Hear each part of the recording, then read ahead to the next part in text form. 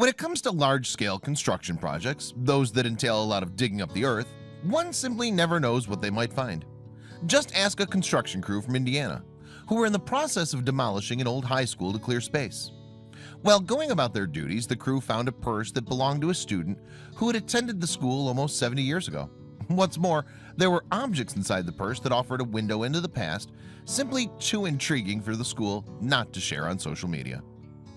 The world today is an entirely different place to the one of 1954, but some values will never change.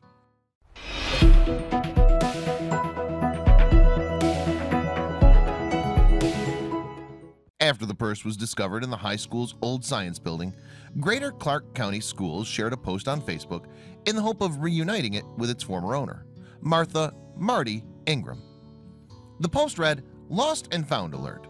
Martha Ingram's handbag from 1954 has been found in the Franklin Square demolition. We would love to return it to her or her family." Above all else, those who had discovered the purse were excited to see what was inside. After all, what could be more interesting than examining the belongings of someone who was young 70 years ago? Within the purse, they found a couple handwritten letters, a tube of lipstick, a basketball schedule, and perhaps best of all, a note from a boy asking Marty to the prom. Of course, the lipstick and schedule were both interesting in their own right, but it was a love triangle that surfaced in the letters that really made the find worthwhile. One of them, addressed to Marty from a boy named Carter, seemed to suggest that Marty was one popular girl when it came to boys. "Dear Marty," he writes, "Bobby and I aren't going back together. I'm just continuing to walk her to classes.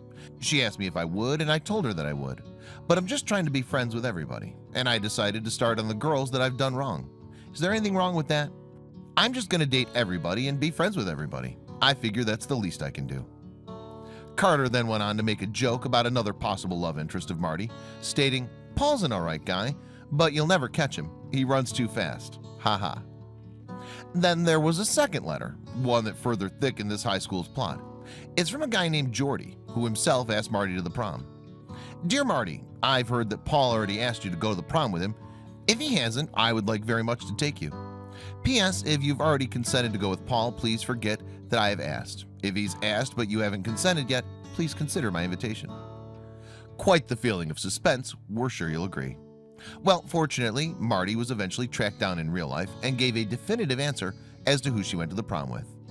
Speaking to the News Tribune, the school's district public information officer, Aaron Bortquez, said, "A family member came across our post and then shared it with her youngest son. I'm thrilled I was able to connect with Marty's family." Marty, now in her 80s, revealed that it was Carter she chose as her prom date. Yes, the very same one who wanted to be friends with all the girls.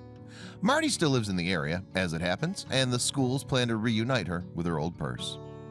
It's often easy to forget that our elders were once sprightly youngsters too, full of hopes, ambitions, and mischiefs. Getting a glimpse into the past via something as simple as a purse really is a fascinating experience, and one we're thankful to Martha for.